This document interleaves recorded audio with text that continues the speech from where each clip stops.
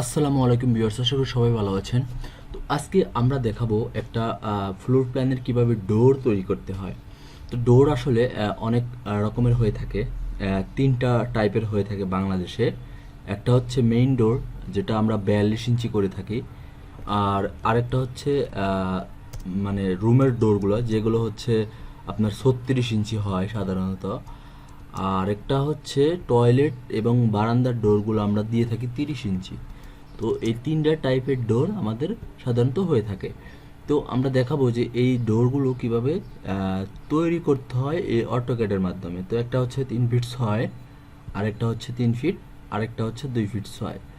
তো এই তিনটা ক্যাটাগরির ডোর আমাদের বাসা বাড়ি বা কাজে আমাদের ব্যবহার করা হয়, বা সাধারণত এটাই আমরা কাজ করি।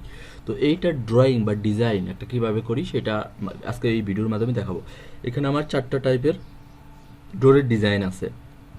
তো আমি 2টা বা 3টা দেখাবো। সেটা দেখালে আপনারা আশা করি ক্যাডে ডোর ডিজাইন করতে পারবেন ইজিলি ভাবে।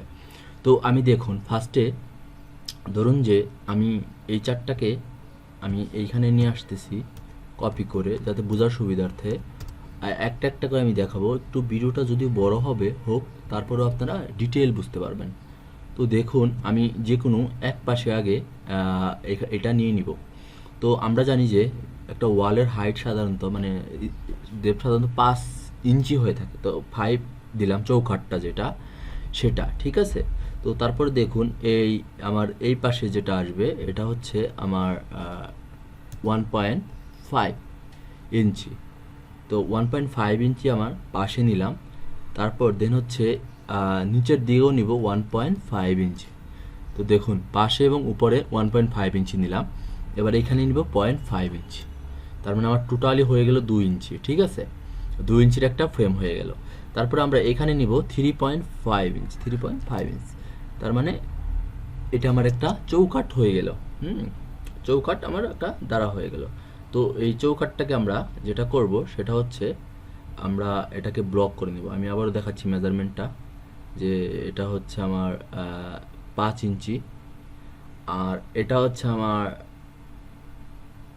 2 ইঞ্চি, আবার এটা হচ্ছে আমার 1.5 ইঞ্চি 1.5।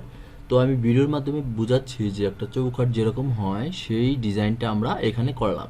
করার পরে এটাকে আমরা সিলেক্ট করব, সিলেক্ট করে বি এন্টার দেবো, মানে ব্লক করব আর কি।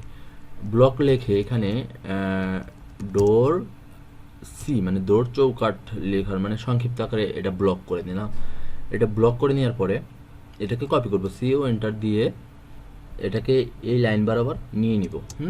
নিয়ে নেওয়ার পরে এটাকে আবার এই পাশে আনতে হবে। তার জন্য আমাকে যেটা করতে হবে মিরর করতে হবে, মানে মিরর মানে ডুপ্লিকেট করতে হবে এটাকে। তো ডুপ্লিকেট করার জন্য এটাকে সিলেক্ট করলাম। তারপরে দেখুন এই যে মিরর নামের অপশন আছে, অথবা কমান্ডে আমি এমআই এন্টার লিখলেও আমাকে মিরর চলে আসবে। এই যে মিরর মিরর হয়ে যাবে।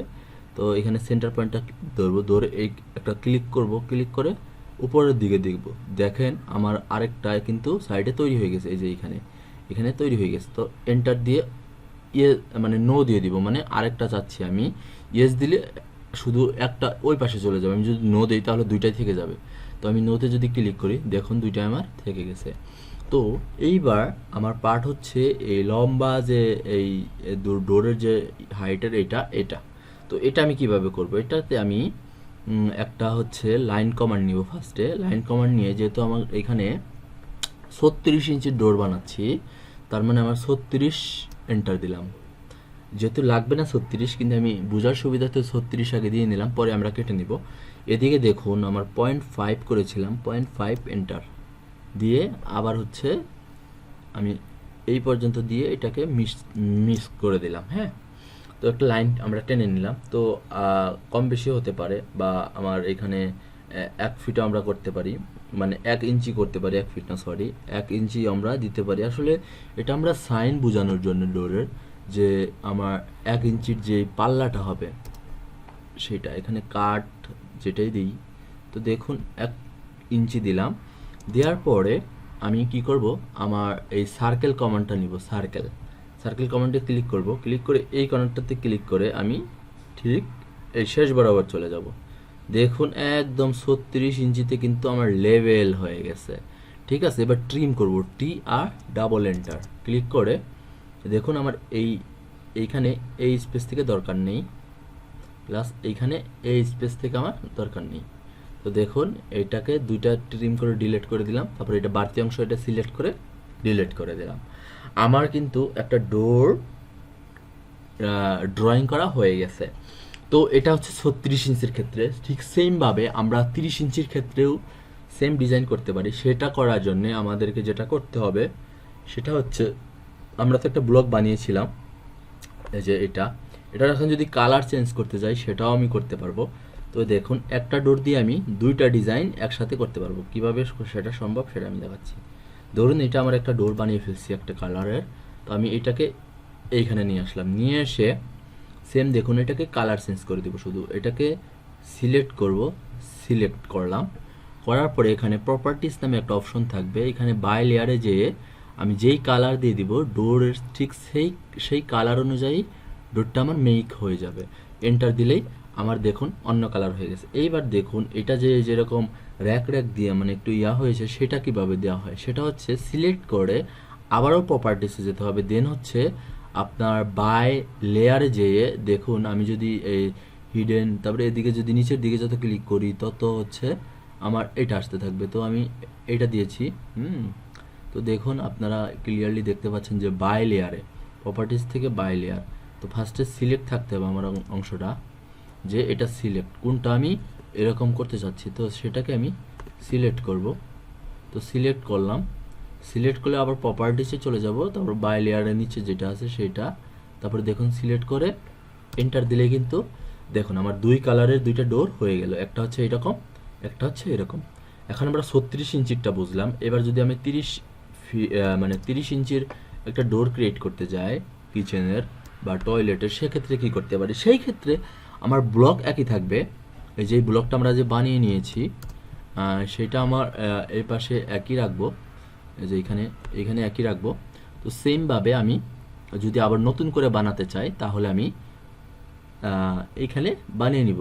ধরুন যে আমি হচ্ছে 5 ইঞ্চির একটা লম্বা লাইন নিয়ে নিলাম, তারপরে হচ্ছে 1.5 একটা লেয়ার নিয়ে নিলাম, আবার নিচের দিকে যাব 1.5, তারপরে হচ্ছে এদিকে 0.5, তারপরে এদিকে একদম নিচ বরাবর চলে যাব। তো দেখুন এখানেও একটা ব্লক আমি তৈরি করে ফেললাম। আর এটা হচ্ছে 2 ইঞ্চির একটা কাঠের ফ্রেম। তো দেখুন এদিকেও একটা আমি কিন্তু নতুনভাবে ওই পাশেরটা নিয়ে এসেছিলাম, এটা নতুন করে সিলেক্ট করলাম, তারপরে ব্লক এন্টার দিয়ে আমি হচ্ছে